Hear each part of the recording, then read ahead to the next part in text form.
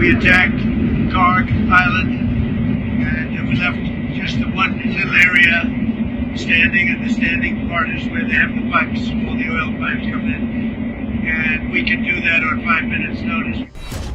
Is Trump hinting at a last desperate move as United States Navy fails to keep Strait of Hormuz safe amid ongoing war? Is Trump ready to risk the lives of US soldiers by deploying them in Iran as war in the Middle East enters third week? After US military's airstrikes on Kharg Island, is Trump eyeing plans to seize the key Iranian territory? Is Trump running out of ideas as top allies refuse to join new coalition to help secure shipping in the Strait of Hormuz? US President Donald Trump is reportedly considering the option of seizing Iran's key oil depot on Kharg Island, a move that would mark a dramatic escalation in Washington's pressure campaign against Tehran. Iran's oil hub on Kharg Island is seen as increasingly at risk if Tehran continues to restrict or disrupt shipping through the Strait of Hormuz, because the island is one of the most critical pillars of Iran's crude export system. To actually seize Iran's oil lifeline on Kharg Island, US troops would likely have to be deployed on the ground, according to reports discussing the scale of military involvement such an operation would require. Axios reported the potential Kharg Island plan citing unnamed US officials, with later Reuters pickup saying the administration was weighing major options as it also pushed for reopening the strait. Trump is also trying to assemble an international coalition to help secure the Strait of Hormuz, with Reuters reporting that he hopes to announce such an initiative later this week. Iran's apparent blockade has already disrupted traffic through one of the world's most important maritime routes for oil exports, deepening fears in global energy markets over supply shocks and shipping risks. Trump is now seeking allied support after initially saying that US warships, together with others, would keep oil shipments safe and restore security in the strait. That suggests Trump has shifted his public stance, moving from projecting a US-led security response to openly pressing other countries to help police the waterway and shoulder more of the burden. On March 15th, reporting said Trump was discussing both a possible military campaign tied to Kharg Island and a broader coalition plan aimed at reopening the Strait of Hormuz. Hello, everybody. So we have a lot of things talk about, but there's not much I can say to you about them. So one of those little problems in life. We had some very good results today, as you probably heard, in Iran. Very strong results militarily. We're talking to countries about policing the straits because they are the ones, we don't get oil, very little, 1%, 2%. China, as an example, gets about 90% of its oil from the Hormuz Strait. And nice to have other countries police that with us, and we'll help. We'll work with them militarily. As far as I'm concerned, we've essentially defeated Iran. I guess they can have a little bit of fight back, but not much. Not much. We've taken out their air forces. We've taken out their navy. We've taken out their air defense. There's no air defense whatsoever. We've taken out their leadership times 2 or 3. Might be 3. We'll find out soon.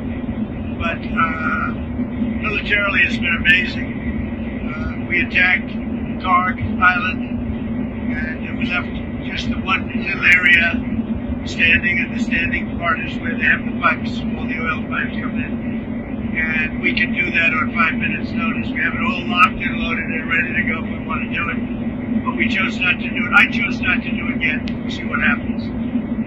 They want to negotiate. They want to negotiate badly. I don't think they're ready. Just on what I'm hearing, they want to negotiate badly, as they should. But I don't think they're ready to do what they have to do. But I think they will be ready at some point. But we're doing very well with respect to that whole situation in Iran. We are talking to other countries about working with us on the policing of the strait. And I think we're getting good response. If we do, that's great. And if we don't, that's great too. Remember, like as an example, in many cases, they're NATO countries. We're always there for NATO. We're helping them with Ukraine.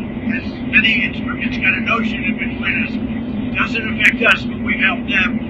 It'd be interesting to see what country wouldn't help us with a very small endeavor, which is just keeping the strait open. That, by comparison, it's small because Iran has very little firepower left. Their missiles are down to a low number. You see, they're shooting very few of them. You know why? Because they don't have very many of them. And because we've decimated their manufacturing capability. Likewise, the drones are way down. They're down to about 20% of what they had. Still have some, and they, pretty tough. But the drones are down, and we're starting hitting, as of yesterday, we're hitting places where they manufacture the drones. We think most of which we know where they are. So it's a very strong military operation, just as it was in Venezuela. How soon would this begin? Well, they start immediately, but it will take a little time to get here. Some of the countries have minesweepers, that's good. Some of the countries have a certain type of boat that could help us. Some of the countries would be helpful. Remember, it only takes a couple of people to screw up the strait, a couple of terrorists. You don't need their military is defeated, but all you need is a few people dropping mines here and there, and you louse it up. So we need. I would really, I'm demanding that these countries come in and protect their own territory, because it is their territory. It's the place from which they get their energy, and they should come and they should help us protect it. On March 14th, Trump wrote on Truth Social that countries including China, France, Japan, South Korea, and the United Kingdom should help keep the Strait of Hormuz open and secure. This appeared to mark a reversal in tone after Trump had earlier suggested it was too late for the UK to help in a meaningful way, before later publicly urging London and other partners to contribute. No country immediately committed to joining the coalition, and some US allies openly signaled reluctance or outright refusal to send ships into the area. Reuters reported that Japan and Australia said they were not considering plans to send naval vessels, underscoring the difficulty Trump is facing in building broad international backing for a Hormuz mission. The Strait of Hormuz accounts for roughly 1/5 of global seaborne oil trade, which is why any disruption there has such an outsized effect on global energy prices and shipping flows.